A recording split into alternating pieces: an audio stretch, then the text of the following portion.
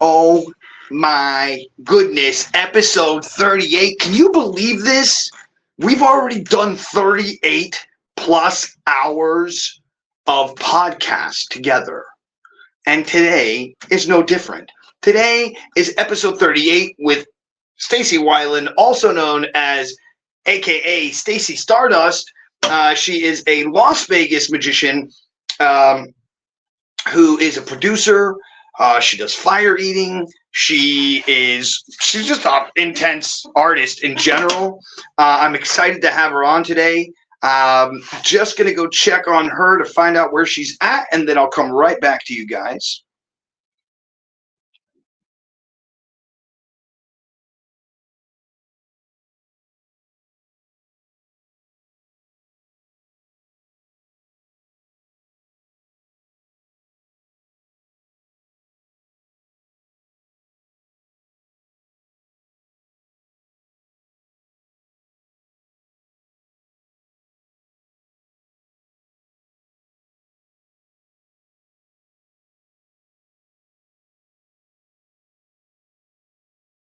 Still here. I'm still here. If you're still here, we're still here. I'm still here. It's On the Road, in the Waves, and On the Other Side with Paul Carpenter. I'm your host. This is episode 38. Stacey Weiland will be here in just a moment. I'm just waiting for her to jump in. For those of you who are here watching, if you are watching and you'd like to leave a comment, or if you want to come by and say something, it's youtube.com/Paul David Carpenter, or as the ticker on the bottom says, facebook.com/mentally hip FAN. We are broadcasting on 6 different platforms, or at least 6 different locations. 3 of those are on Facebook. We've got Twitch, YouTube live stream. I'm excited here. Here's Stacey, I think, in the bullpen. And we'll bring her on in a second. She's there getting ready, and let's bring Stacey on. Here she is. Hi. Got her. How you doing today? Good. Just waking up. Good morning. Good morning. Good morning. So happy to have you on the show today. So I'm excited to find out a lot about you because I don't know much. I just know that you blew up on the scene in LA, or sorry, in Vegas about 2 or 3 years ago. And since then, you've just literally taken over the market, it seems like. Producing your own show, getting to, doing shows everywhere. So, Stacey Weiland, welcome to the show. Give us a little tidbit. Who are you? Where do you come from? What do you do? Let us know. Yeah, my name is Stacey Stardust. I am a full-time magician, producer here in Las Vegas. And so I have 2 shows in town right now. One show is called Secret Circus. It's at this bar in downtown Vegas, and it's basically a showcase show. So it's a different show every month. It's a 2-hour-long production, and everybody that's in the show is a variety of different types of artists. So it's people who are very talented who are trying out new acts. So being in Vegas, there's so many performers from all over the world here, and there was no stage for these amazing performers to get flight time, to get stage time, to try out their acts, to bring producers to watch them, to get video of their acts, to get a good audience. And so I just created what I myself wanted and needed, and now I have this opportunity for other artists to perform. And it's a really fun show because a lot of the same people come every month. So it's like this community of artists supporting artists and locals supporting locals. And the energy is just insurmountable. It's just so fun because it's a late night show. So it's a little wild, risque, kinky, anything goes. No full nudity, but we got pasties and thongs and shit gets wild there. And I love that. I love just unfiltered, raw artists being their full self without being limited on their art and having a stage and providing that stage. So that's one of my shows, Secret Circus. And your website, StaceyStardust.com, am I right? Yeah. It's Stacey with an EY. Stacey Stardust. Stacey Stardust. Yeah. So I think I'm going to post it now. I think this is it. Stacey Stardust. So like I like to go through the whole thing with people. So where were you born? And then obviously entertaining and like being in the world that you're in, was that your first choice in life and you were like, I'm doing this? Or did you have like a regular day job and then you were like, I don't like that, I'm going to do this? Yeah, so I was born in California. I lived in like Upland, Pomona, Ontario, the IE, Inland Empire area. But I moved at age 5, so I wasn't really fully raised in California, although my family lives there. We went back and forth all the time. At 5, we moved to Tucson, Arizona. So the middle of the fucking desert, with not a lot going on for young people at the time. So it was just the middle of the desert with just my mom, dad, and brother, and didn't have any family, didn't know anyone, and there was not a lot to do. So I grew up there, and then at age 18, as soon as I graduated high school, I was like, give me the F out of this town. I'm a city girl. Bye. And I moved to the big city of Phoenix, Arizona, which was only 2 hours away. But that was a big step. No, it's great. No, it's so funny because that's so funny because you're like, I went to the big city, you know. That's so good. I mean, the adventure continues. Like after Phoenix, I went to massage therapy school and graduated there. And then I moved to Los Angeles, big city. And so I did massage therapy in Los Angeles for a little while. And then my heart brought me to New York City. And so I went to that big city, and it ate me alive.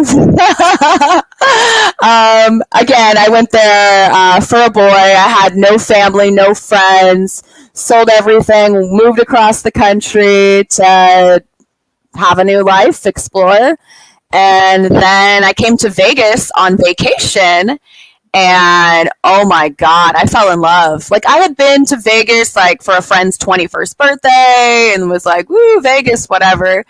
But the past time that I had come to Vegas when I still lived in New York City, oh my gosh, I was just like, it's the entertainment capital of the world. At the time, I had just started getting big into hula hooping. And so like the circus arts. And I had created a community out in New York for that. And I had been hooping for maybe about 4 years at the time, I want to say 3 years. And it's the first time I really found my passion. I'm like, wow, I actually love this. It's brings me joy and I want to do this for a long time. And so when I came to Vegas, my favorite hula hooper at the time, her name was Michelle Bell, and she had just moved to Vegas for a couple of years prior to that. And I hit her up. I said, hey, do you have any shows in town? I'm on vacation. I love your work. I want to come watch you, support you. And she was like, I don't have any shows, but I'm teaching a workshop. I'm like, yes, even better. And there was a festival in town called Life is Beautiful. And so she was teaching a workshop for that. And it was a free workshop. And so I went to her workshop, but she didn't really market it. I knew about it because I had reached out to her. And so it ended up being just me and her private lesson with my favorite hooper in Las Vegas. I'm like, what is this? She's like, what do you want to learn? I was like, oh my God, I love you. And so we did that. And then after she taught me for an hour, she asked me like, hey, I'm performing at this party, at this mansion party. They had just legalized weed in Vegas. And so it was for Weed TV. And I was like, do I want to go to this mansion party with you? Yes. Can I go to this mansion party with you? And so, yes. Oh my gosh. We get there and there's all these models and photographers because they're trying to find a host for the television show. And there's all these dab stations for weed. And there's all these like, bars and there's different DJs. And what was really cool is the pools that they had there. One was like a beach, so there was beach sand and like wave pool and like all this. And then there was like a regular heated pool, and then there was like multiple different jacuzzis. That's so awesome, bro. Oh, I know. And we get there and she's like, do you want a fire hoop? I'm like, Yes. And so I had my fire hoop at the time and I lit it up and I did a little performance. And in my head, I'm like, oh my God, I'm the opening act for Michelle Bell at a mansion party in Las Vegas. Ah! And, That's so great, though. oh man. I love your ability to take something that's maybe somebody else would just be like, oh, it's just a gig. What are you so happy about? And you just turned it into, oh, no, fuck you people. I opened up for Michelle. Like, you have no idea. Yeah. No, but there's something beautiful to that. You could take it both ways, right? But there's something very beautiful to the fact of saying, like, making it more, right? Because in doing so, it kind of builds you up. It builds like your confidence up. All of those things, right? And it's not to play. I'm not even joking about it. Like really meaningfully. I watched a TikTok earlier today. This is totally off topic, but the guy was talking about how people jump off of the bridge in San Francisco. Like I said, totally off topic, but he said that he got used to investigating the people, and he would always come to the same answer over and over and over again, and they would always leave a letter. And he said, but this one time, this one guy left a letter and said, I'm going to the bridge and I'm going to jump. But if any one person stops me and says hello, I'll turn around and come home. Oh, geez. So, but I'm correlating that together in the same thing that happened with you and Michelle. It's same, not that you're jumping off a bridge, but in some way, you're in a new city, you're trying out new things. It's like jumping off a bridge, like going into a world, you know? I think for me... Go ahead. Yeah. I think for me, that's just a part of my personality is I tend to romanticize everything. Just even little things. Yeah, I'm like a little kid. I just really get excited very easily. But there's a dark side to that too. Like I can jump happy super quickly, get super excited. Like when I feel joy at an extreme that most people cannot feel it. Like I don't just get excited. My whole body jumps up and down and I feel emotions more intensely than most people, which I think makes me a great artist. It's something that I used to hate about myself, and now I'm like, this is my superpower. Like, I get to feel these feelings stronger than most people, and there's something really special about that. Yeah, no, 100%. Yeah, and I love, once again, taking something that might have seemed negative or was negative to you at one point, and you were able to transmute that and change it into a positivity of you, a positivity of yourself and the way that you feel about yourself. And going back to what Michelle did for you by letting you open for her, romanticized or not, it's what she did for you. Yeah. And that was your person that said hello, you know? Yeah. I actually had Kent on, I think, an episode right before this one, believe it or not. And he mentioned to me, he was like, man, I wish I could say that Vegas was my choice to come here. He's like, but I followed Stacey here, bro. Like, by all means, she's the reason that I'm here. And in that same response of, he was lucky to have people who were willing to say hello and give him a chance. And I think it's a beautiful thing when you see that. And a lot of the episodes that I've done, there's this aspect of people who just want to be involved, but have no, and I'm not saying you, but I'm saying other, they don't have the skill set that they might need to be involved, but then just being there and hanging out and being with the people, it's like, wait, no, it's now your turn to go do the lighting. And you're like, well, I don't do lighting. And hey, you do, no worries. We're going to show you how to do it. You're going to do it. And you know what I mean? It's that kind of thing. Where it's the same thing she said to you. Hey, you want to do your fire spinning? Let's go. Let's do it. And you're like, I'm ready. Let's go. Yeah. So there's that idea that luck is, what is it? Being prepared and then being in the right place. That equals luck. Right? Yeah. So I think that's a lot of the story here for you, but also the trials and tribulations that you've gone through to get to where you are today. But there's also another aspect of you that I've noticed, that you are a team builder. Whether it's hoops in New York or owning a show in Vegas that says, "Hey guys, let's all come together and create a place for us to flourish as artists." I just had a yeah. Go ahead. Go ahead. No, I mean, one of my biggest passions is community. You know, I love bringing people together, and I love sharing my passions. And I mean, I guess one of my weaknesses is codependency, but I love being around people and helping people and growing together, and their success is our success, and just rising up together. There's just something so special about being able to help people and then them helping you in return, this give and take of just love for humans and each other and community. Yeah. No, I couldn't agree more. It's exactly.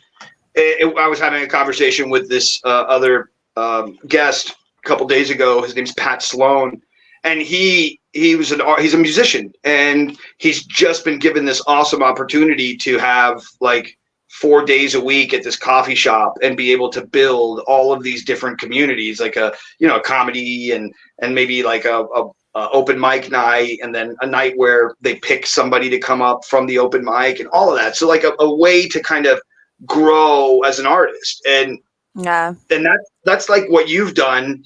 And now comes the question, because it's hard to have a show in Vegas even with a name. And I know many people with names that have gone to Vegas, had a show for a couple months, and then it just doesn't work for some reason. Yours has worked for over a year, and that's not easy, right? That's not easy. So what was your game plan from the beginning, and like how did you get to 13 or 14 shows that you're at now, or even more, right? How did you get to that, and what was the process of popularizing it? Like, did you go out to the street and pass flyers? Did you just, like, what were the different ways to do that? Yeah, I think one of my biggest tools, biggest strengths is networking.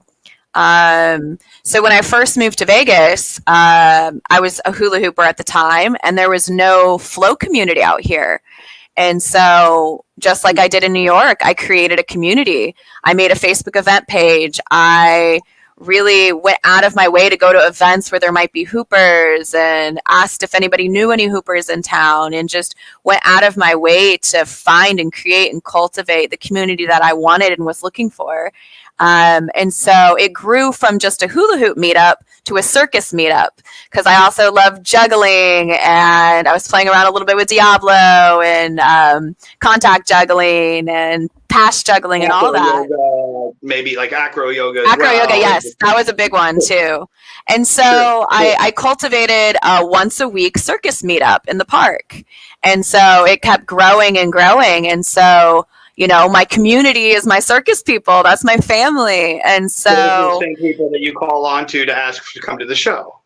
More or less. So basically, I stopped doing the weekly meetups. Like, it wasn't a paid thing. It was a volunteer. I would just bring my speaker, my toys, my everything, and teach people for free and play with each other. And it was just all about cultivating community. And then it got to the point where, like, I can't afford to just go play in the park for hours once a week. I need to work on my act, my career. I'm not getting any younger, And so I'm like, wait a second.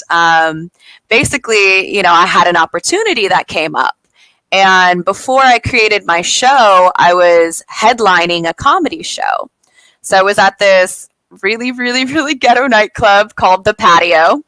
It's over here in Vegas, where they call the Ghettos Mall. So it's like very sketchy neighborhood. Oh my gosh. So I'll tell you a little bit about this venue because it's a fun story.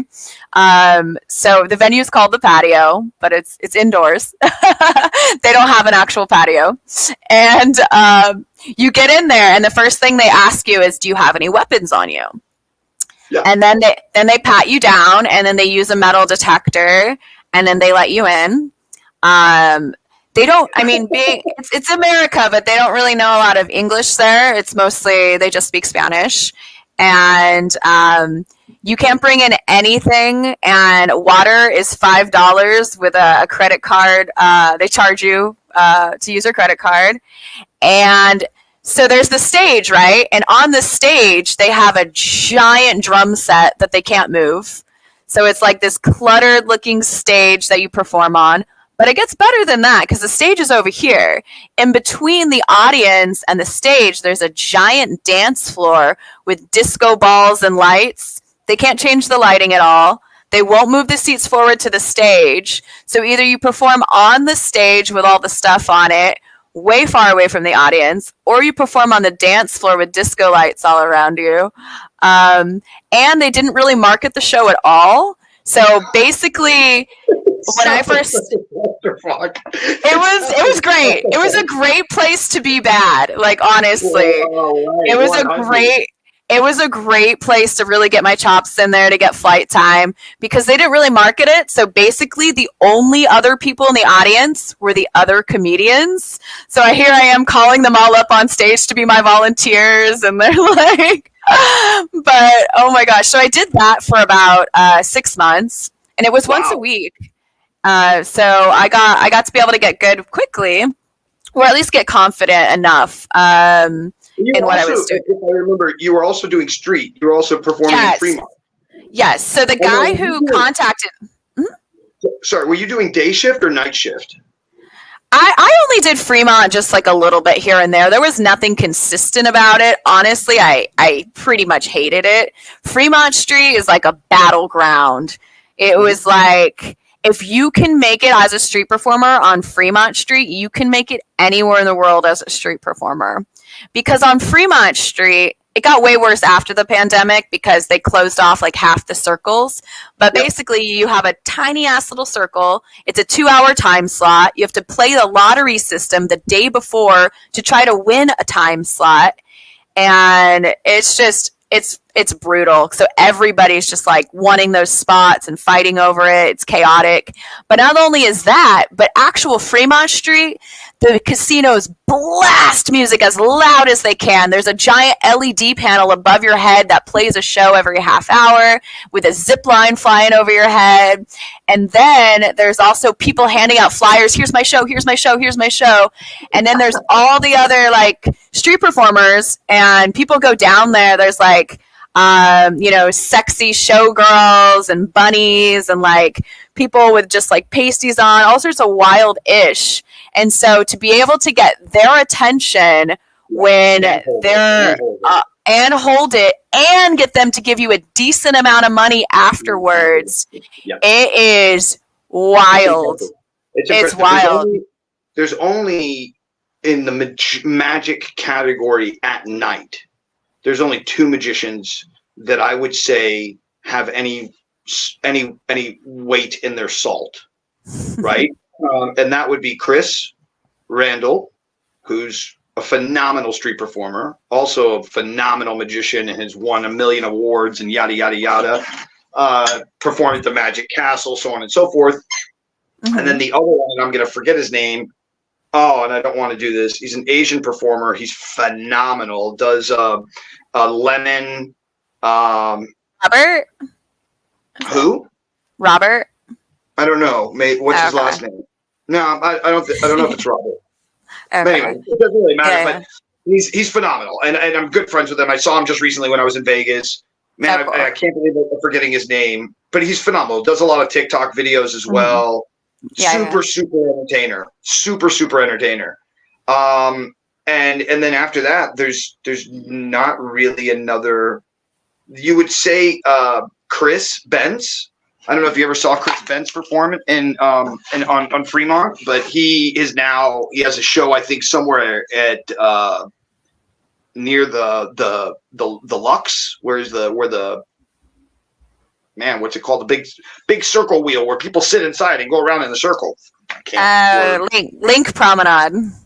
I think he's at the Lynx Promenade, and he's doing like a show there, like an actual. Yeah. And I'm very proud of him because he's an amazing. He's like, you shouldn't be on street, bro. What are you doing? like that, you know? Yeah, no, it's like because there's a roughness to street performing. Mm-hmm. If you watch a good street performer, they're rough, but they do it on purpose. Oh yeah, I was just in Edinburgh, Scotland, where I did street performing. That's the most street performing I've ever done. Was last Oh month. wow! I Did you was get to there. see? Yeah, who were the you got to see? What shows did I see? No, like auditions did you see on the street in Oh, there was so much. I mean, there's a lot. There's hula hooping. There was magic. There was a lot of like balancing on rollabolas and juggling and Yeah. fire stuff Do you remember and the magician stuff? Like, I unicycle. mean, do you remember any of the? James was there. Yep. Yep. And then, oh shoot, I'm like my good friend. He's so famous on TikTok. You just did it too. No, gosh, Ball? she's gonna kill me. He does Yes, he does cups and balls. yeah, with the long hair. Yeah. I'm not going to tell you his name because I forgot it too, but I know exactly who you're talking about. I actually Jason. yeah. And Jason, by the way, is doing amazing right now. Oh, I love him. He's so cool. We partied together. He kind of leveled out where Chris is, where Chris Ramsey is, and that's another magician who did amazing in the YouTube world. I've still not seen it. Stacey, you should do it. Whoever's watching this should do it. Somebody needs to become the Casey Neistat of magic. I don't know who that is. So Casey Neistat's a very famous YouTuber. He was known that he did a long form video, 10 to 15 minute video every day for 2.5 years straight, and then made $25 million in after 2 years. Yeah. And so he's really well known for making content on YouTube and being a YouTuber. But there's nobody in the magic world where we follow them through their daily life. Setting up a show, going and meeting the client, there's nobody. Like, I talked to Lior Suchard recently, and I was like, bro, spend $50K a year, which is nothing to you because you're getting paid stupid amount of money per year or per client. Get someone to YouTube you, follow you nonstop, 24 hours a day, and then whatever clients you can't because of this, that, or the other. Do the Seinfeld thing, where you only show a bit of the intro and a bit of the end, and then you're coming back on stage, and then boom, it's another episode. And we don't get to see you perform. We only get to see your life. We get to meet your children, your wife, and your everything. Bro, that will take you from Lior Suchard, who's on TV every once in a while, to Lior Suchard, who has his own show in Vegas and like the thing, and he hasn't done it yet. I don't know. Nobody's done it yet. And David Blaine hasn't done it. You would think that Shim Lim, that would have been an easy one for them to do with him, right? Right as he won America's Got Talent and following the trajectory of the show getting put together, and now that he's performing and what it's like every day, and you know what I mean? Like that's a YouTube channel. Yeah. And nobody's done it, and it's like it's beyond me that nobody's gone there yet. You know what I mean? Yeah.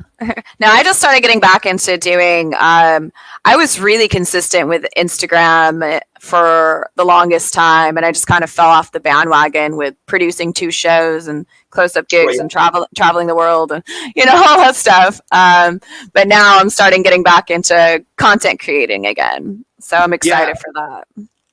Yeah, so let's you said you had 2 shows. What's the second show that you're in?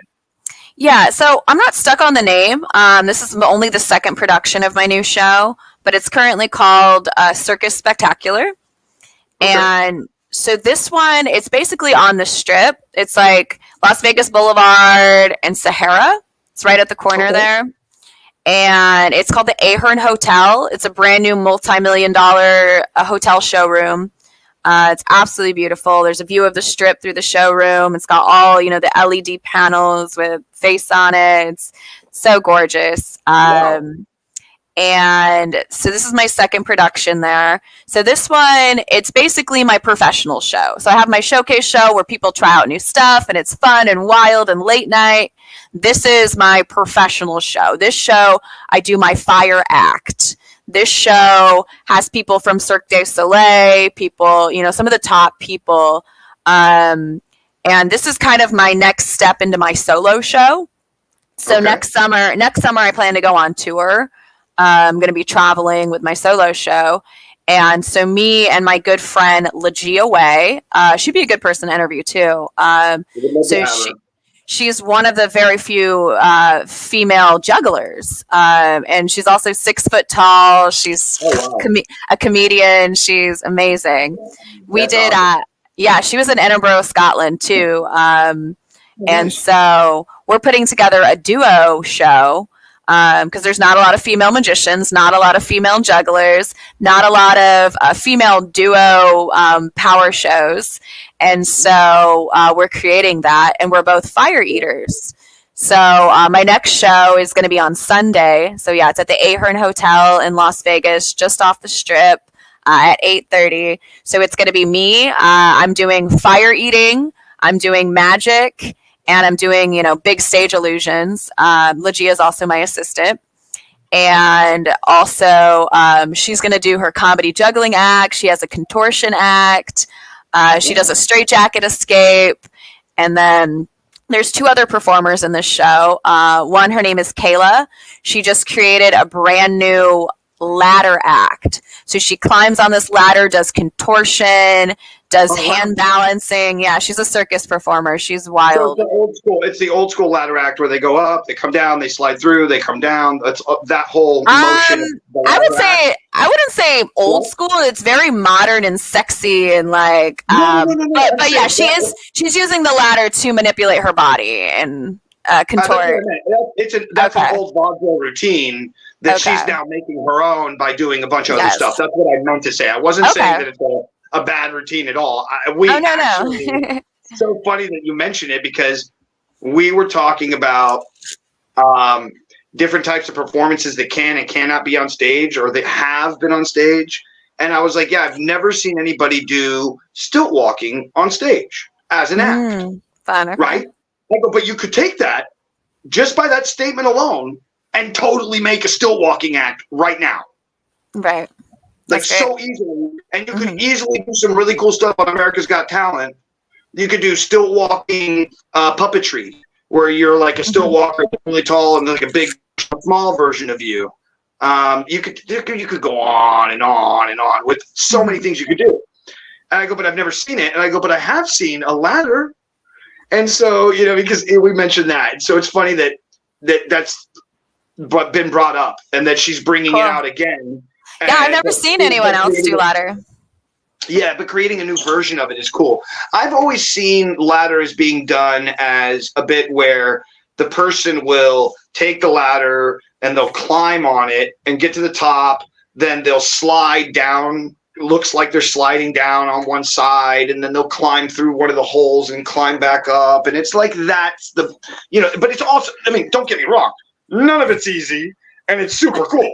So, yeah, she does like hand balancing on the top of it, and it's like, and she does like backflips, contortion, it's taking it to like a whole other level because most people, because she doesn't have a background with like comedy or anything like that. It's like she's a hand balancer. So her other act that she's doing in the show is actually hand balancing on a hoverboard. So basically both your hands on a hoverboard while doing like going around and like very original. Like one of these hoverboards. Yes. That are hard to just stand on. She's doing that on her hands. Like she's wild. So I'm very excited for this show.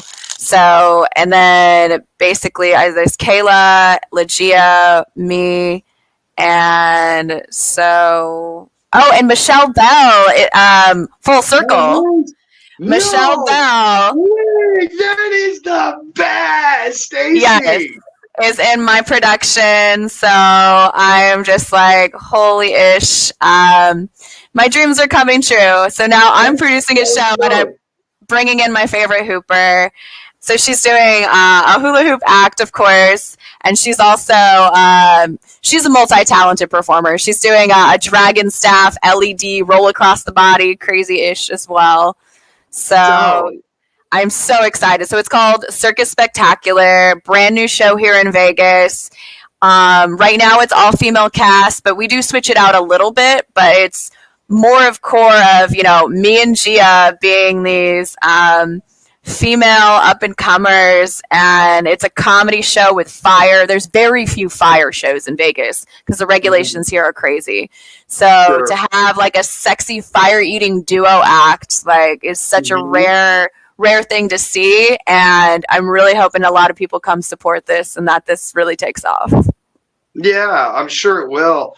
Yeah. If you could find a way to keep it all female and make it an all-female review, I think that would probably help.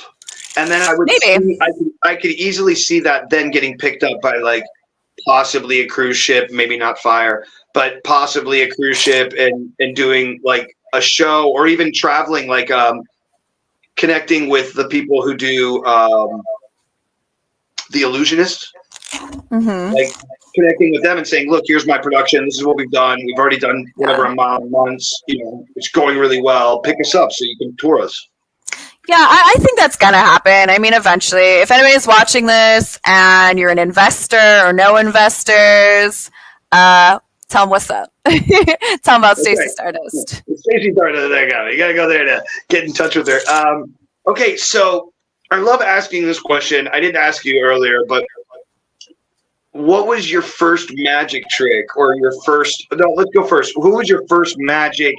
I guess thing. The first thing that was magic in your life that you were like, oh my god, that's crazy. What's interesting is I've been around magic a long time. I dated a magician for 9 years, but I wasn't into magic when we were together. I was like, that's your thing. You do your magic, whatever. I don't want to know how it's done. It's fun. I enjoy it. And then after we broke up, or towards the end of the relationship, somebody actually had me be their assistant, which is funny because I always wanted to be the assistant. I'm like, you do magic. Can I be your assistant? Can I be on stage? I want to perform. And he was like, I don't need an assistant. I'm like, all right, lame. Yeah, it's a mentalist. It's not easy. It's not easy to have an assistant. For sure. Really quick, I get it. So I get it, but I still wanted it. And so a friend who was a magician, he just needed an assistant. It was for a broom suspension. So we put together this act, and this was my first time basically creating theater in general. So I did all the costume designs. I did the set designs. I did the choreography. I came up with the music. I came up with the whole week. We created this whole witchy seance themed, and we used some flow art staff moves with the broom, and it was this crazy techno music, and it was burning at the stake with this witch and then levitating, and it was such a cool experience. And after doing that, I'm like, whoa, I got to be on stage. I got to create art. I love this. And we just did one performance together, but, we rehearsed a lot and we did a great performance and I was really happy with it. And then after that, I was a hula hooper. So I was like, okay, maybe I'll learn linking hula hoops so I can coordinate that into my thing. But then I thought about it and I'm like, honestly, a lot of people do linking rings and it's cool that it's different, but I do not think linking plastic is more fooling than linking metal. And I don't think it's a great routine magically. And so I'm like, not really into it. And then basically I broke my leg. I broke my leg roller skating. Because I'm a variety artist. You can see I've got a lira behind me. I pole dance, I roller skate, all the things. And I'd just been roller skating for about 2 months. And my partner at the time took me to this huge skate park called Anthem Skate Park here in Vegas. And there was this giant pool. And I went down into the pool, and then I was coming down backwards, and I went to break my leg. I did break my leg, but I went to break my skates and my body stopped, but the inertia just kept going and my ankle just went snap, No. It was wild. My foot started swelling up. It was like a balloon. I was like hobbling out of there, and my partner had to carry me out, and Wow. so I was out for a couple of months, and it was my right foot, so I couldn't drive. I was just like stuck. And that makes you find out who your real friends are, which apparently I had like none. But I mean, that's my part too. It's a two-way street, right? If you don't reach out and ask for help, people don't know you need help. Yeah, exactly. And that was a point in my life where I realized that I was always the leader. I was always the one helping people. I was always the one putting people together. I was always like, I love the feeling of helping and giving. And so this was the first time in my life where I needed help, and I was not good at asking for help. It felt uncomfortable to receive. It was such a crazy turning point in my life. And so I reached out to one of my friends. His name's Chuck Lane. And I had met him through my circus meetup. He's also a juggler. And I said, hey, can you come over and teach me some card tricks? I can't move and I need a hobby. This was right before the pandemic. And so he did. He taught me a bunch of cool card tricks. And then I would practice at home. I would practice with my roommates. And then eventually my leg healed enough to where I went out on Fremont Street and I was like, let me try magic with strangers and see. Oh, and wow. But it was an interesting time because nobody was really out on the street. You're such a badass, dude. You're such a badass, Michael. You have no idea how much of a badass. Okay, look, so I didn't hit street until after I was in Ripley's Believe It or Not. Oh, cool. For bending forks, right? And I didn't go to the street because I didn't know what I was doing. And I went to the street and I would open up the book of Ripley's Believe because I had tons of them. And I opened up the book and I would leave like 2 or 3 of them underneath and one page open to the page that I'm on with a bunch of forks on the floor. And then I would be like, yo, I'll bend a fork for you. I'll mentally bend a fork for you. And they're like, what? I'm like, yeah, I'm a psychic entertainer. It says it in the book. And I'm like, people are like, and so I spent years. When I say years, because I didn't know how to ask for help. 1, I didn't know if anybody wanted to help me in the street. 2, I didn't think anybody liked me, and I don't think they still do. That's just my own thing, right? I hang out with these people sometimes, and I still like, are you guys like my friends? Or are you just hanging out with me to make me feel stupid? I'm not sure which one it is, but okay, we'll hang out. You know, but that's just me. That's my own head. Whatever. And then I spent years like going out every day, every night, and like only making 20, 30, 40 bucks. Like not bad. Yeah. Not bad. That's how you start. And it wasn't until like I went to England and was in Covent Garden for 3 months where I was like, oh, there's a whole like thing here. Like this is like I knew it. Like it's weird when you watch a 3-piece act on the street and understand what the bring, the keep, and the money is all about. Like when you do those 3 things and you get really good at doing it, and then you're consistent to it, and it becomes like your own way of making money anywhere you want. It becomes like this really awesome feeling. You know what I mean? Yeah. So the reason I'm saying that is because it took years, 10 years of doing magic, if not more, before I even was willing to even be daring enough to go to the street. And you're like, I learned a couple tricks. I'm going to Fremont, see if I can do it. You know, and I'm like, that's so like, you know, like, I'll jump out of planes. I do all kinds of crazy stuff, and I don't care, right?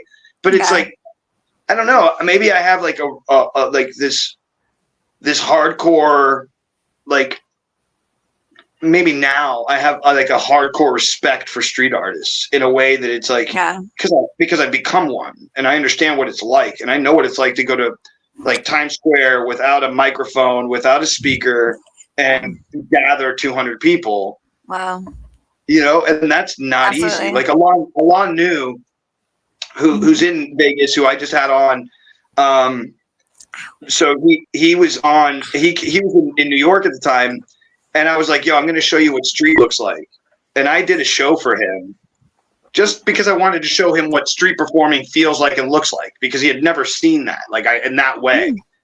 And I just threw my bag down and started going at it, like 150 people, and walked away like 30 minutes later, counting like $200. And he's like, bro, do you realize what the fuck you just did?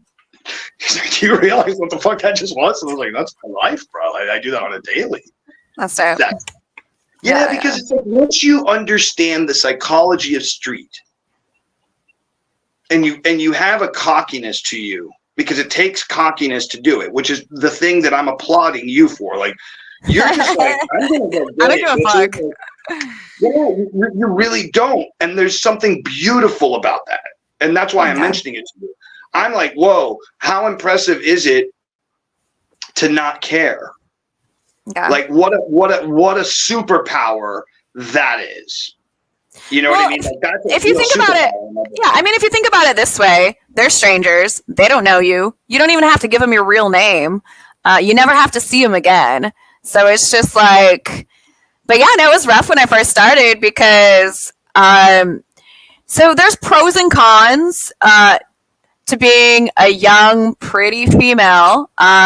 And so, when I approach a guy and a girl, or just a girl, girls sometimes are jealous or insecure or whatever. And then guys feel the same thing when you're sharing magic to a dude and his pretty girl. Like, sometimes the dude will get, like, what are you doing to my girl? Like, whatever. Or and so the girl will be like, oh my God, you're doing magic for my boyfriend. Yeah. I get it. Yeah, it's just humans in general, fucking weird. But so yeah, when I first started, I'm like, yeah, pick a card. People would be like, I'm like, you can literally pick any card. You don't need to, like, people like intentionally trying to F you up and just like being rude or just I mean, magicians we all deal with that. And I think that's, one of the bonus challenges of doing magic for strangers is you're in their space, you're invading them, so you're interrupting them, so they have the power in this situation and they might not want you there or want anything to do with you, and so you have to get them to win you over. It's like, before you sell them on the magic, you have to sell them on yourself.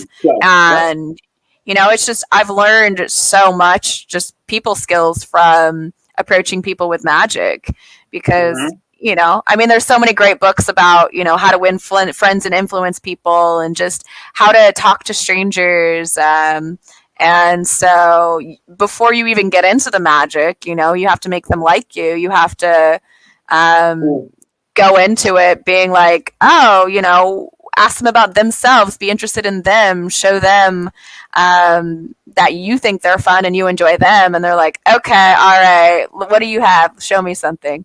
But yeah, I don't know where the thing is, I used to care so much what people think, to a crazy extreme. Like, this personality, like Stacey Stardust, even my persona, that name, I think maybe like 2 years ago, I got that name.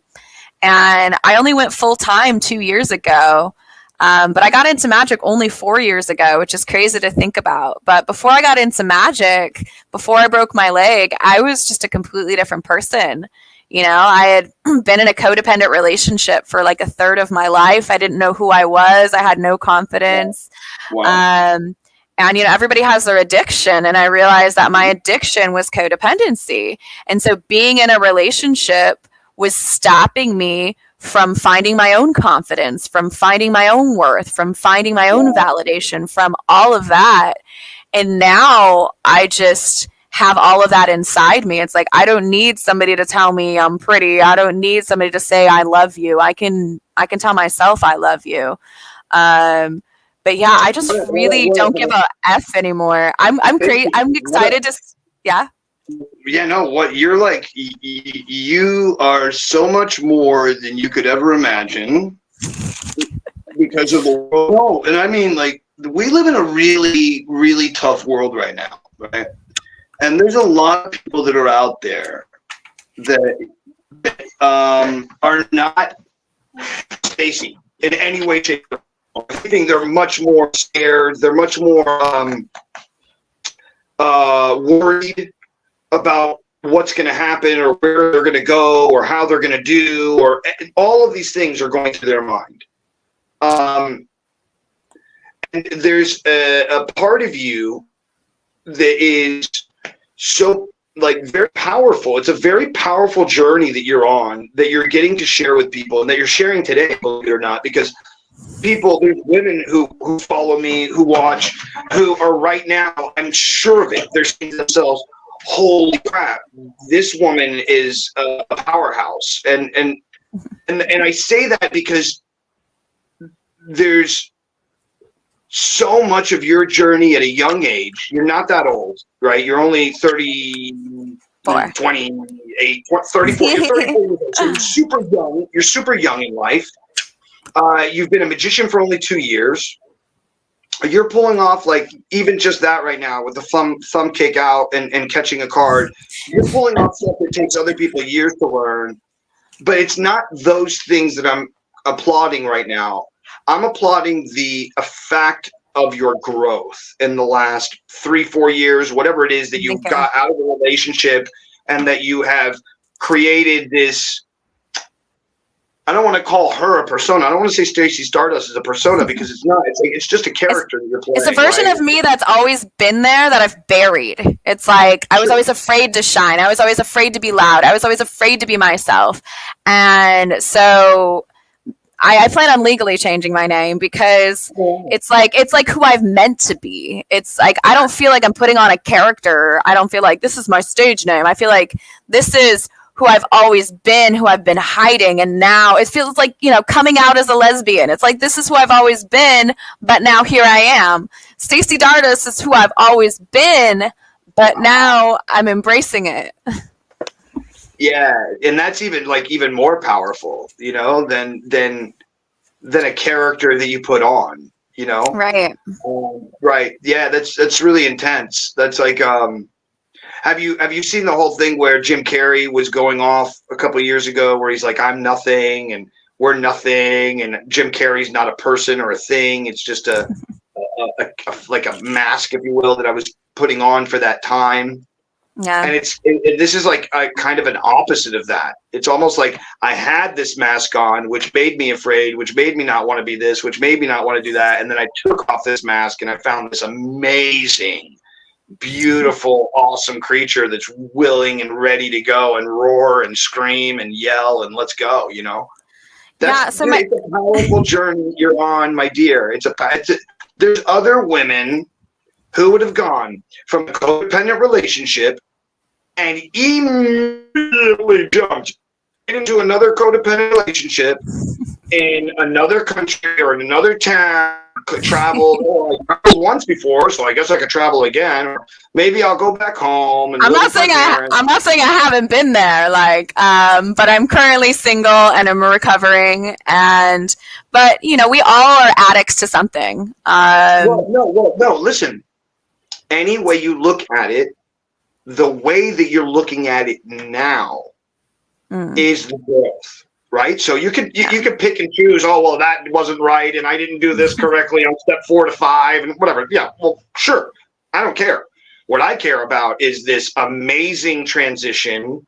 The way that when anyone else sees this and they hear about a girl who's in a 9-year codependent relationship, and they are in this phase, okay, like this foggy phase that you were in 10 years ago, 9 years ago, of not knowing who they are and not knowing what's going on, right?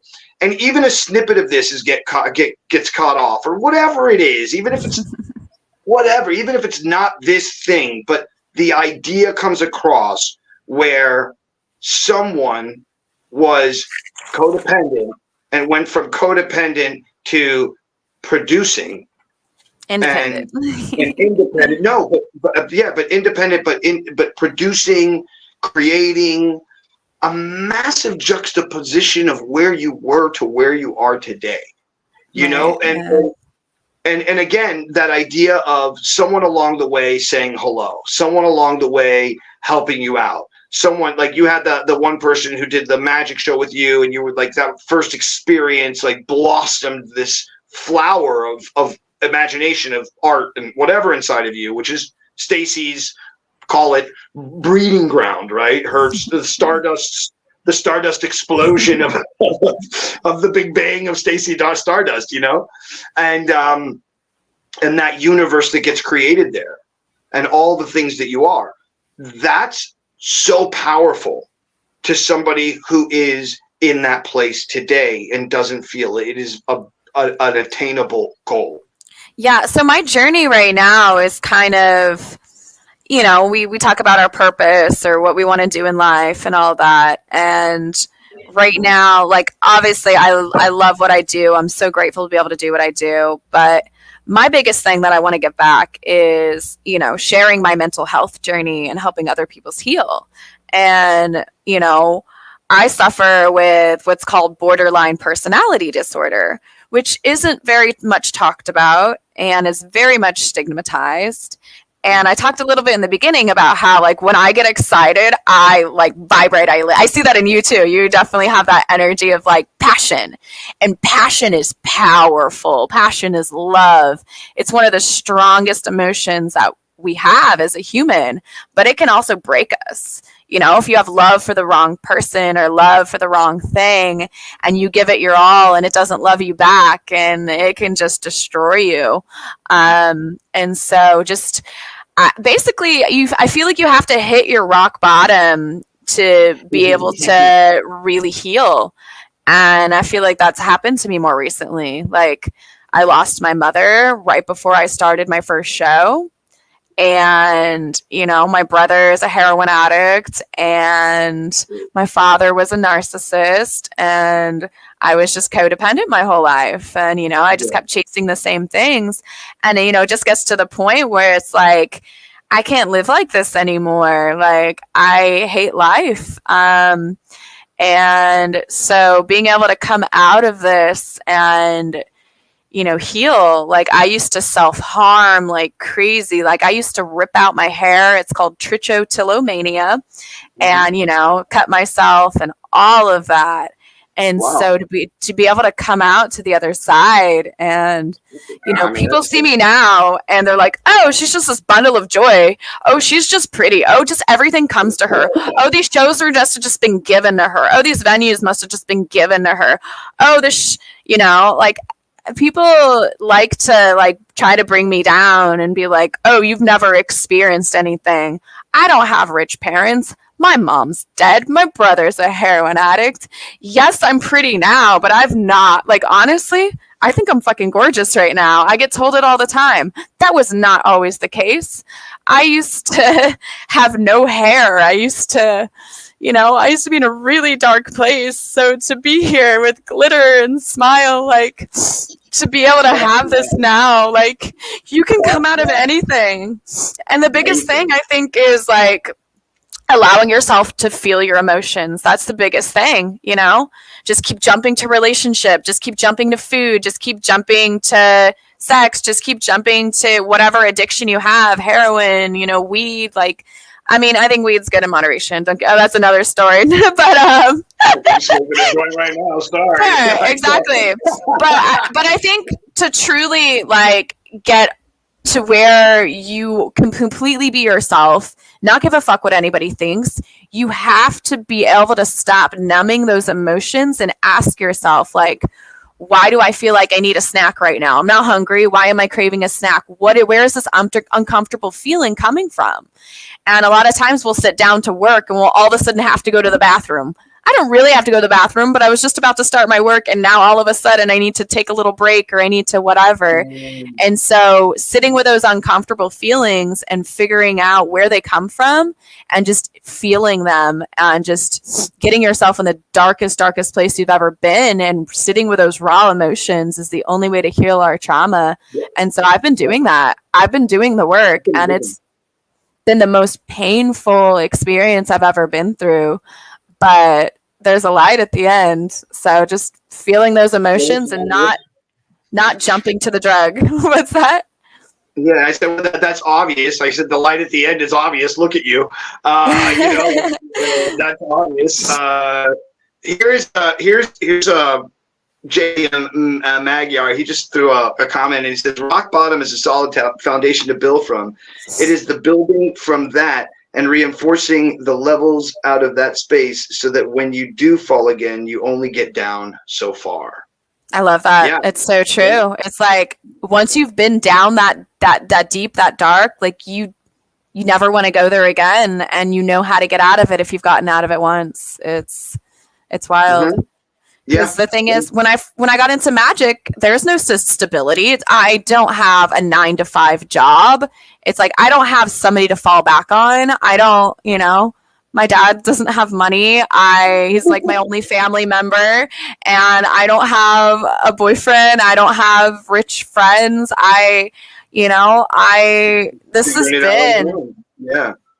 So yeah, to be able to do what I do is fucking wild, honestly. Like, it doesn't even feel real to me right now. To produce 2 shows with like no fucking budget, no backers, no nothing. I don't have inheritance. I don't have literally I just do close-up gigs and produce shows, and if I don't sell enough tickets, I could lose my house. If I don't get enough gigs, then I can always jump to street performing, but that's not really solid. And so it's like this is the most risks I've ever taken, but this is the highest reward I've ever felt.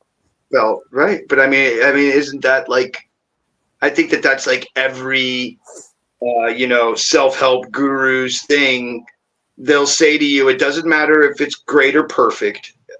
Just go and just do, and just start creating. A lot of what this show has become and been, has been literally that motto, which was like, okay, I don't care about anything else about except for wanting to have people on, tell stories, and make content.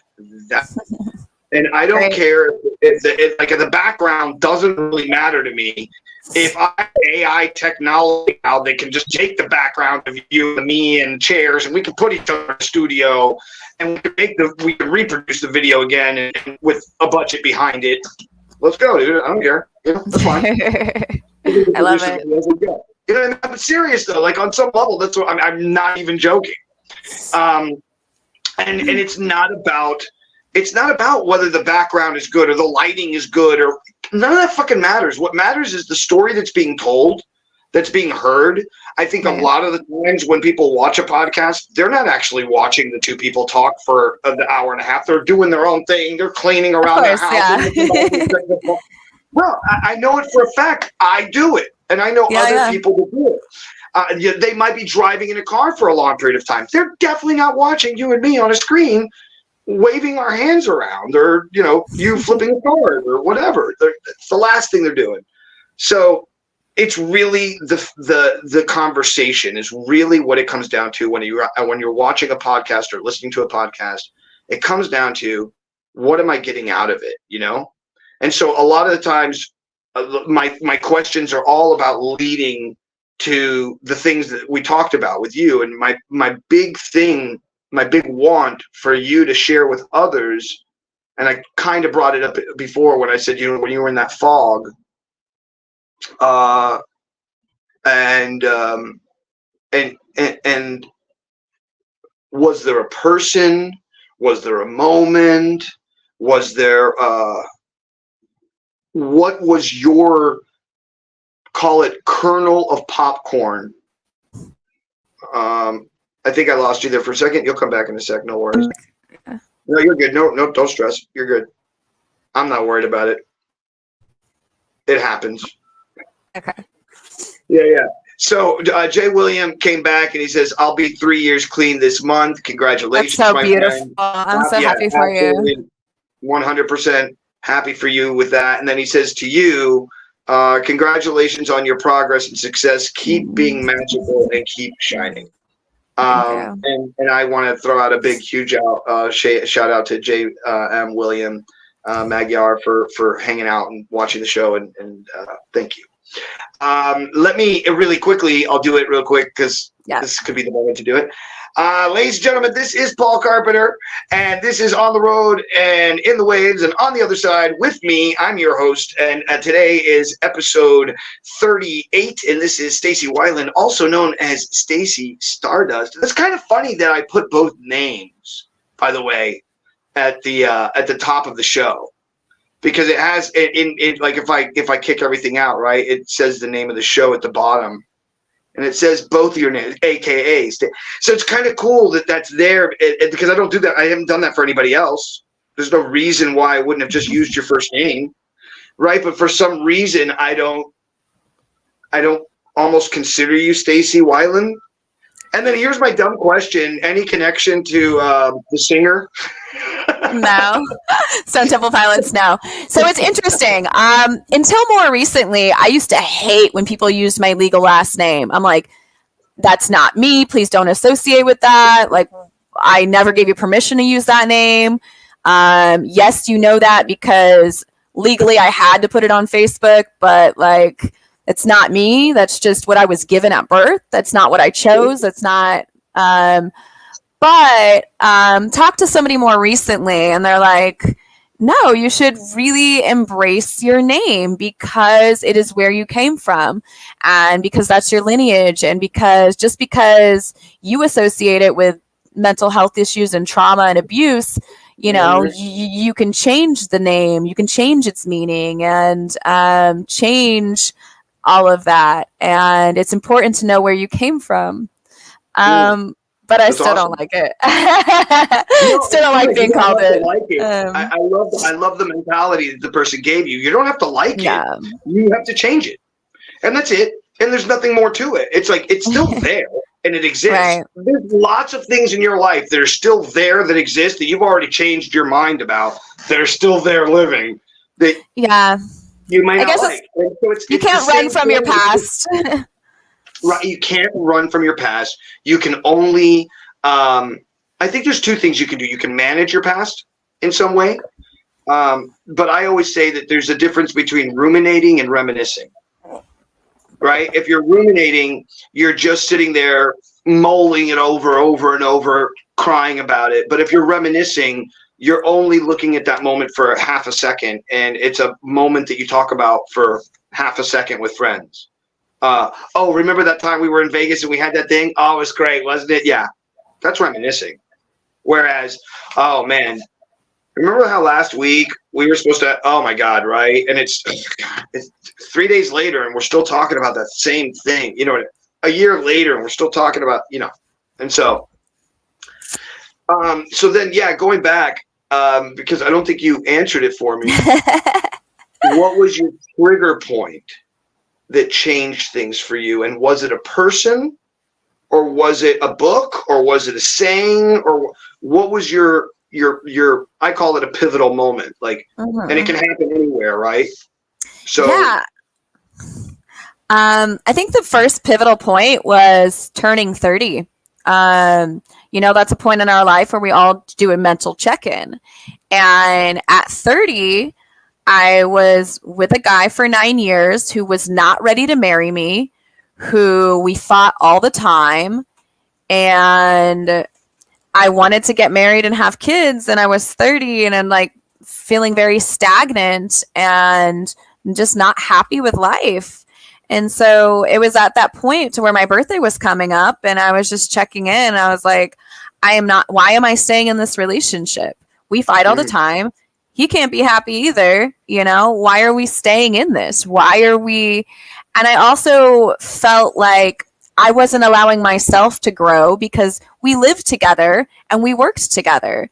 So it's like, it was hard for me to be self-motivated and focus on myself when like, I need to cook us dinner. I need to make sure I get his documents together. I need to it was so hard to focus on myself and who I was when I have such a nurturing personality. I love community and giving and all of that.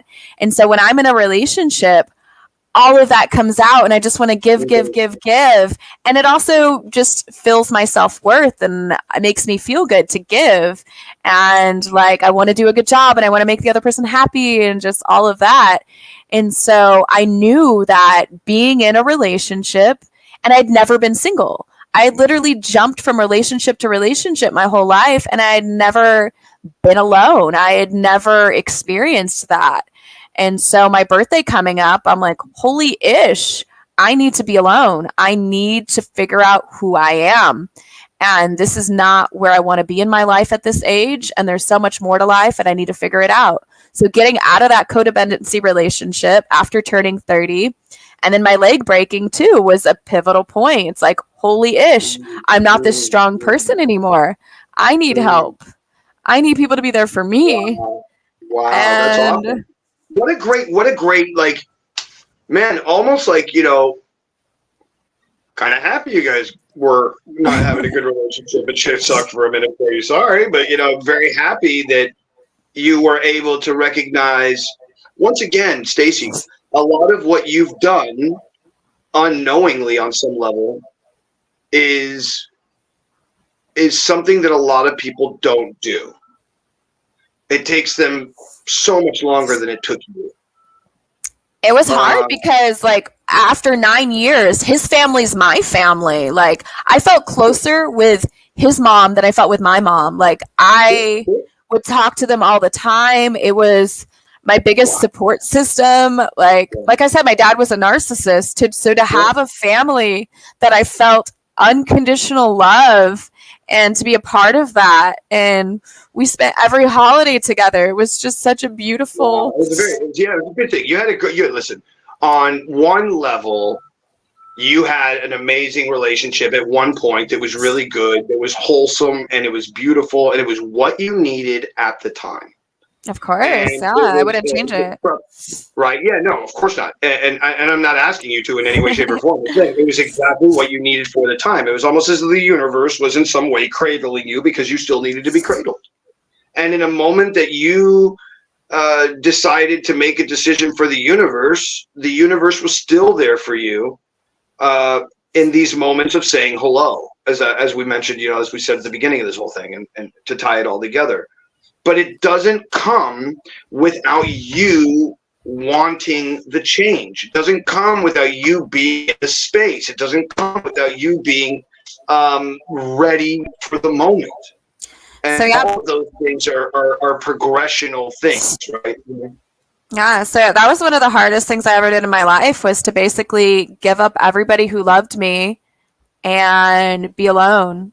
And so, because his family kind of disowned me at the time, the relationship didn't end in a healthy way, and it's nothing I'm proud of.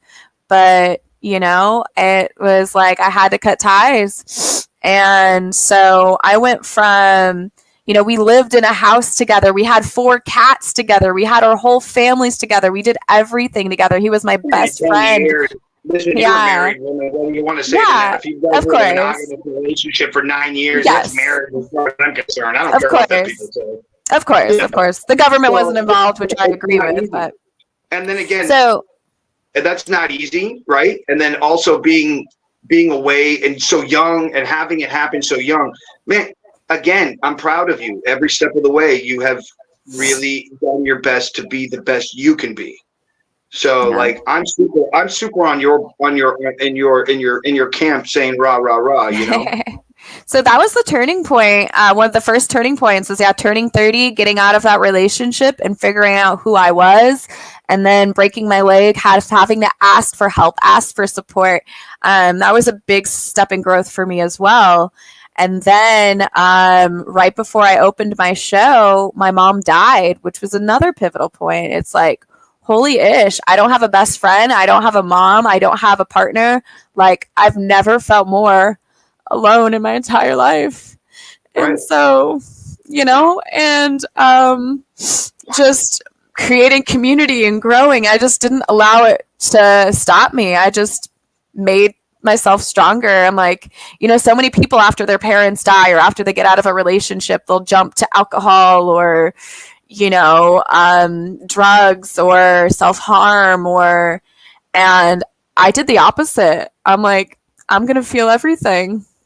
I'm just going to. So good, though. But I mean, like, once again, Stacey, congratulations on being you. That's it.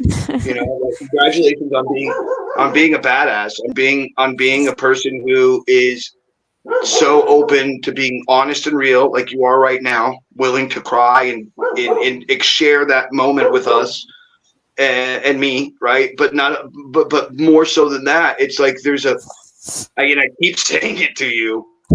There's this really cool thing that is if you want your superpower, in my opinion, it's probably one of two things, but one of them is that you like have either learned or did, but you don't give a fuck, right? So there's a real good place there.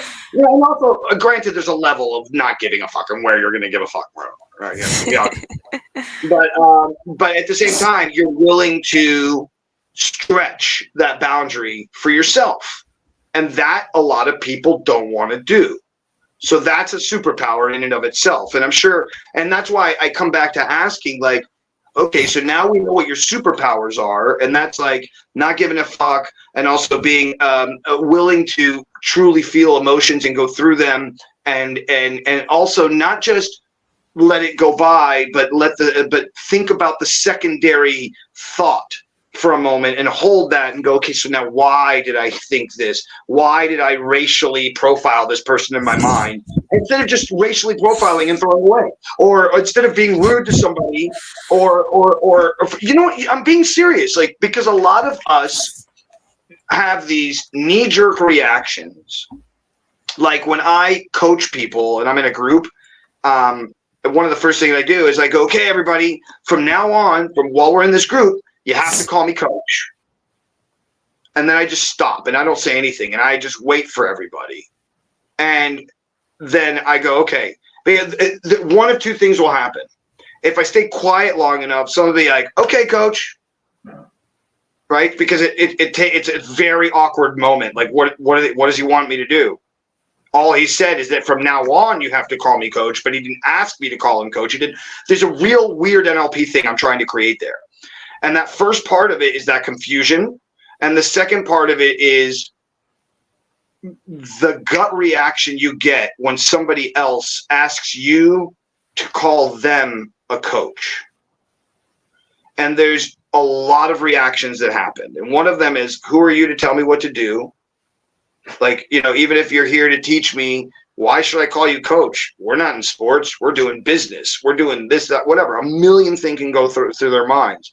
So my question to them isn't what was the thing that went through your mind? It's why did that go through your mind? What brought you to want to feel that way about me? So that now we can pull it back into you to find out what's the thing that we need to stretch within you that'll help you not feel that way the next time somebody goes and does this to you and hits that boundary that, oh, whoa, why did you tell me to do that? You know, you get what I'm saying, right? Mm-hmm. And that's something that you seem to do inherently, or you've learned to do that in the last 2 years. And so my next question is, where did you learn that technique from? I mean, what specific technique? Getting people, like, I don't. I think the technique is, I think it's changing it up, right? It's like, commanding attention, or like, I don't. No. From where we were and what we were talking about, it's like, remember I said you had like these two superpowers, and one's not giving a fuck, and the other one is like having this super connection to your emotions, right? Yeah. So that would be your two things, right? So then, like, my question was, how do you get to that place? Like, what's that ilk, that cloth that you're playing from, that you're sewing your life together from? Where does that come from is what I'm asking. If that makes sense. It just comes from doing something enough times. Like, if you do what you're afraid of enough times, then the fear goes away. So it's just like approaching strangers as a magician, you know, that confidence isn't inherent, it's built. But you do, but that's not that. Yes and no. So yes and no. But the first day that you went out, when you didn't really know much magic or whatever, you just were like, fuck it, I'm gonna go. I don't care. True. Like True. that cloth. That Yeah. feeling. That Okay, I guess just from caring so much that it messed up my life because I cared so much what other people thought that I didn't even know who I was. I was a combination of what I thought people wanted me to be. I would morph myself to whoever I'm hanging out with. I was a chameleon. I just like just from that, I'm like, okay, I don't want to be that person anymore. Boom. So there it is. Like, so there's I don't know where it was I saw recently, but it says people change in 4 different ways. And one of them is that when they hurt enough. Another one is when they can't stand it enough. Another one is when they see somebody else doing it, so it gives them the ability to believe in themselves. Mm-hmm. Yeah. And the other one, I think, is when someone like forces them or pushes them into it. Like even if they don't want to, they do it anyways, and then out of nowhere it happens. Yeah, right?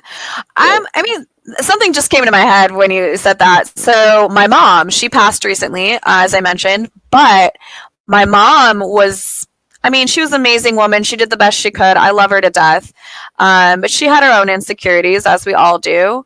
And the thing that I realized through healing my trauma and allowing myself to feel is that a lot of her compliments were always backhanded. Like when I was doing the crazy acrobatic stuff, she would like make comments on Facebook like, "Oh, it hurts my back just looking at this," or just like. When I got in the best shape of my life, she would make comments like, "Oh, you're too skinny." And like, I'm like, "Do you not see this muscle? Like, what do you mean I'm too skinny?" But that was every time I was doing something it was your mom's fears. It was from right. The way I can understand it, it's her insecurities were projected onto me. And so 100%. I felt like anytime that I felt like I was doing good or proud of myself, it wasn't safe. So I got the feeling in my head that it's not safe to be successful because you'll lose the people that love you, because you'll go beyond them and they won't love you anymore because you need to stay safe. You need to make everyone around you comfortable so that they will love you. And so after losing her, losing the family that I love the most, I'm like, I can't lose anything else. So I'm going to fucking chase my dreams. I'm going to see what it's actually like to try to do what I love and to try to actually be pretty and take care of my health and follow my dreams. And have I lost people that I thought were close to me? Yes. My biggest fears are happening. And you know what? There's another side to that. It's a transition period, painful. Change is hard. But on the other side, as you're changing, you will meet new people who are in alignment with the new you. But that transition from where you are to where you want to be and growing there has been the most painful transition, but it's worth it. But I think so many of us, we want to stay comfortable. We want to stay safe. We have this comfortable relationship with somebody who loves us and gives us validation and makes us feel safe and wanted. And so to have all of that ripped out from under you, and it's like, what else do I have to lose? I lost, you lose the love of your life. You lose your parents. You lose, all your financials. Like you hit a rock bottom and it's like, I don't give a fuck anymore. I only have to gain at this point. Yeah, 100%. And you've done nothing but gain up to this point. I've actually personally seen it, which has actually been very cool. I've gotten to watch you go, and it was quite like accidental. It wasn't because you were dating. I think it was after you dated Kent that I found you when you were in your roller skating days, and it was probably maybe through somebody or blah blah blah blah blah, but because it's such a small community. But yeah, I never knew that you guys were together in any way, shape, or form. It wasn't until after I asked him, "Oh, do you know this girl that lives in Vegas?" He's like, "Oh yeah." And I was like, "Oh, yeah." Okay. You know, that makes sense though, because you're the bad boy of magic, you know. Not that he is, but whatever. I know it's wild because, like I said, like our relationship was great until it wasn't, and I wasn't into magic because of him. I didn't get into magic during our relationship. I just found it later on because, as you said, it's a small community. I have lots of friends in the community, and I'm like, you know, let's try it out. So, small world. Yeah. Okay, so now you're producing 2 shows. You're super healthy because you go to the gym like quite often. Granted, there was a period of time where you took off. I'm letting everybody, because I'm totally. But you're taking care of yourself. You're eating well. You're doing well.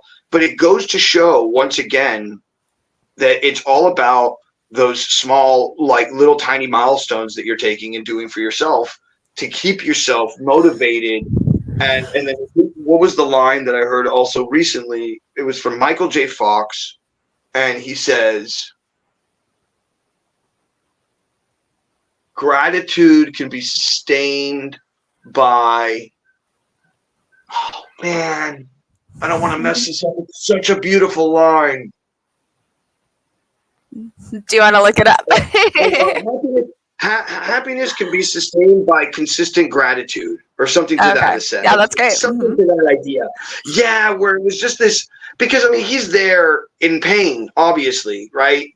Yeah. Because it's a debilitating disease, and so to be there and be able to still talk to people and do interviews and at this pain level and this loss of self, and still be able to tell people like, no, you don't understand, like it's okay, and I'm really good, like way beyond really good. I've learned this awesome system of being, there it is, with gratitude, optimism is sustainable.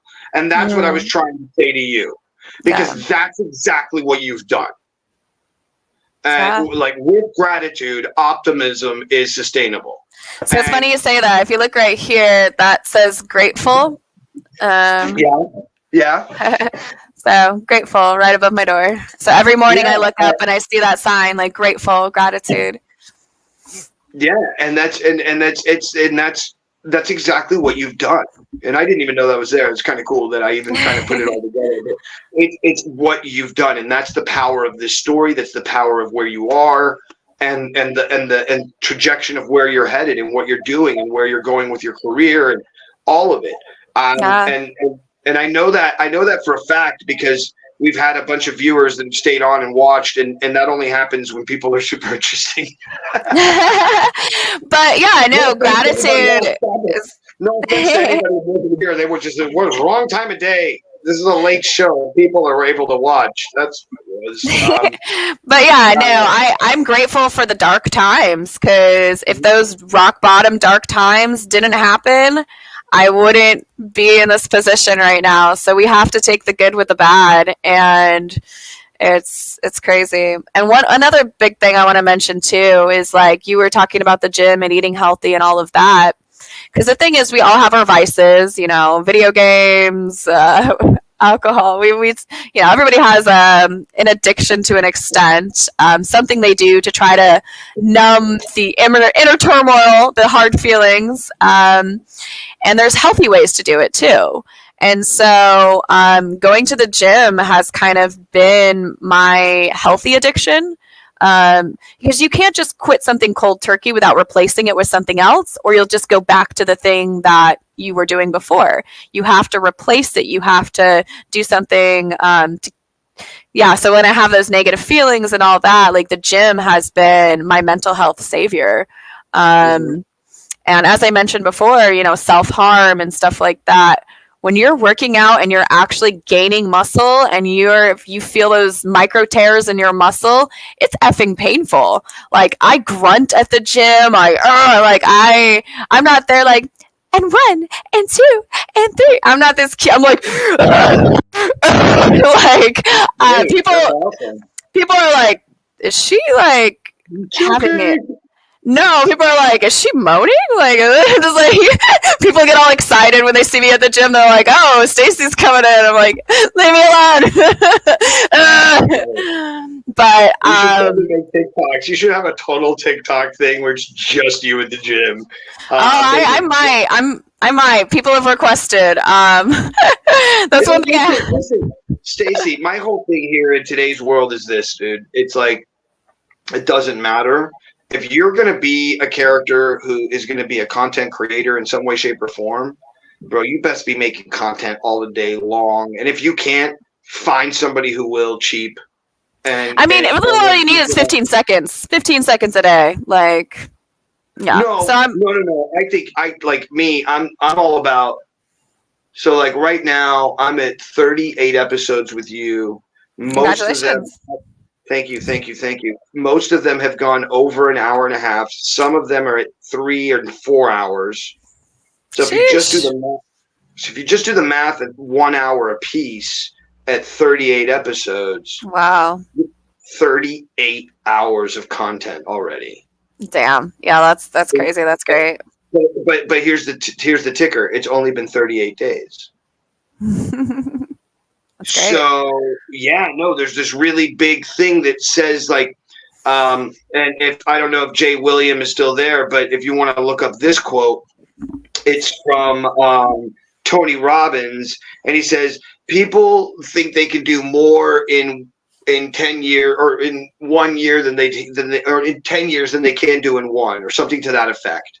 And if you want to look up that quote, but it's like this very like, whoa, the truth is, if you only spend 3 to 4 hours a day doing one thing for 3 or 4 hours a day nonstop, like we're doing right now, the amount of work that can be created is asinine.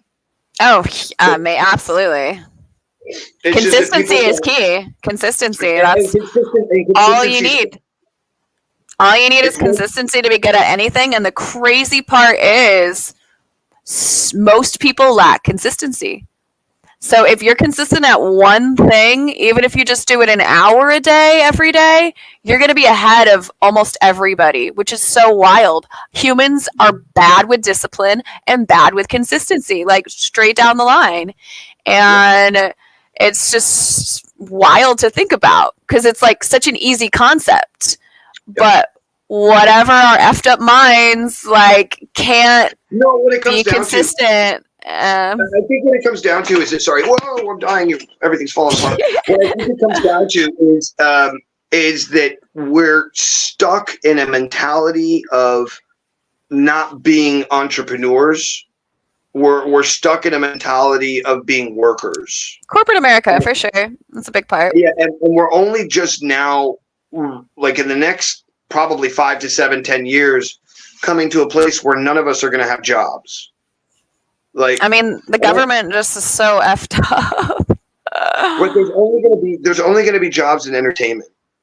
That's where the world is moving. Whether you're going to be an artist or a talking head or some kind of producer or a director or whatever, but it'll be done in a much different way than it is today, right? And so, well, yeah, I think, anarchy is beautiful. Like, my first thought is like Burning Man, for instance. Burning Man, they have their whole community and everybody has each other's backs.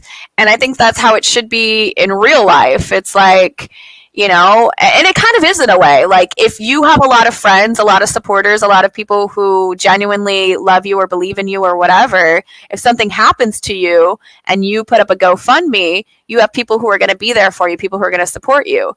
If you're a dick, nobody likes you, and something happens to you, you're screwed. And that's where the government comes in. But I think, we should be forced to be good people. We should help each other. We should have community. We should have each other's backs. And that's what our job should be, is to, do what we love and to help our community, to give back to, I think that's all, should all be all of our purposes. Yeah, I feel like that's where we're kind of headed in life, without people knowing it. and I think they're scared of this new change, this new light bulb, if you will, that's happening called AI. Not really understanding the power of what it is and what it can create and what it will create. And so I think that, yeah. What are your feelings on like what we're talking about right now, and like the loss of jobs and more people becoming artists? What do you feel that crowds the space, or do you just think that it'll turn into a niche of everything? Mixed feelings for sure. You see these like girls on TikTok that did like sexy little dance videos, and it's like the most viewed video in the world, and now they have like $8 million and they're retiring, and I'm like, what? What? That's disgusting. But then, I see people like Mr. Beast, for example, and he was just some young kid into Twitch streaming and whatever, and now he's giving back to his community because of money that he made through larger platforms of just streaming. So it's like you see. Kids change Yeah, the world on so many levels. Like you can change the world, or you can be greedy and toxic and take advantage, and just if that much is given to you and you don't have to actually go out and earn it, it's going to affect your personality and how much. It's just really going to mess with your mind. It's going to create narcissistic personality disorder. It's going to like give you this grandiose ego and make you just a terrible human. And so, I love the entrepreneurial aspect of it, of course. I think everybody, should have the human right to work for themselves, and as long as they're giving back, if you're just creating stuff for yourself and nobody likes it and you're not contributing, then you're not going to make any money. And that's, I think that's also a form of content, and it doesn't like. There's also a part of it that could also be like an artistic thing. Like, for instance, I'm just a like I've made this, and I can only hope and pray that it will get better and get bigger and get nicer. And I can't say that I can only hope and pray. There's a lot of work that can be done to make it happen, right? I can write letters and do whatever, and I'm doing all that stuff in the background and looking for sponsorships and all of that. So I can't say hope and pray, but on some level I can only hope and pray that it will take off, and that it goes from 2 concurrent viewers to the whole thing to hundreds of thousands, and there's a ticker tape parade of comments going crazy on the side that we get to choose from and talk about. That'd be dope. That would be, it's a goal. It's my goal. That's great. Yeah, because I really enjoyed getting to meet people this way. Right. It's a very weird but yet totally intimate kind of way of meeting somebody. Like I'm getting to hang out with you in your room with your cat in the background, the cat, the cards. It's just that's cool to me, and I was talking about this with another guest where I was saying I really liked hanging out with Harry Anderson when I worked in his magic store with him, and I never got to learn any magic from him. Like it wasn't like that was the idea. It wasn't like you were there to go hang out and learn magic. You were just there to like kind of hang out and work and be with him. Yeah. And there's like this totally different kind of character that pops out and becomes accessible to you that's not accessible anywhere else. And that's why I feel like that's why I try to make this the way it is. I try to make it like that. That's beautiful. I love the raw vulnerability, openness. Yeah, I want to be able to be just like as raw as possible, and just that way everybody gets a good point, a good touch. That's what I think we're here to do, like touch each other and give each other, like not like that, but you know what I mean, like touch each other and have like moments. happens. But and touch each other's hearts Right. and open up these moments that do something really quite beautiful for each other, and getting into your story more than I had before, because I really, we're getting to know each other today more than I've ever spoken to you before. So Right. getting to know your story this way is also quite very. Yeah, look at this. I'm like, I can't even talk. It's quite intense. It's very cool, and I really appreciate you coming on and talking and stuff. And around this point, usually what I do is we can end the show, or if you'd like, we can do sort of kind of like, what are your feelings on life in general and things that are going on in the world, if you want to go there, or if you don't have time, you can take off and run and do the end. It's up to you. I think I'm good to conclude the show. I think we got a lot of good content in there, a lot of information. Yeah, absolutely. No, this has been amazing. Thank you. I am so appreciative of you coming back after me failing miserably last time. Oh my God. I'm glad you're safe and okay. That's wild. Yeah, it happens. It's my life. I've never been to jail that many times, but obviously that's when it was supposed to happen. It's right when I go to Vegas to have a good time and hang out with all my friends and blah blah blah. And, I'm hanging out with Alon the next day. 2 days later, he's calling me. He's leaving me messages, freaking out. He's like, "You disappeared, bro. What are you doing?" Wow. Yeah. So, no, it's all good. It's all beautiful. Because, as I've said before, there's a lot of my past that's just kind of getting washed away, and it's almost like the universe's energy is just doing it for me. Just going, let's get that out of the way. Let's clean this out, and let's move forward in this new direction, this new whatever right. you're. To face your past so that you can get past it. 100%. Yeah, wash it out so you can put on your britches again and keep moving.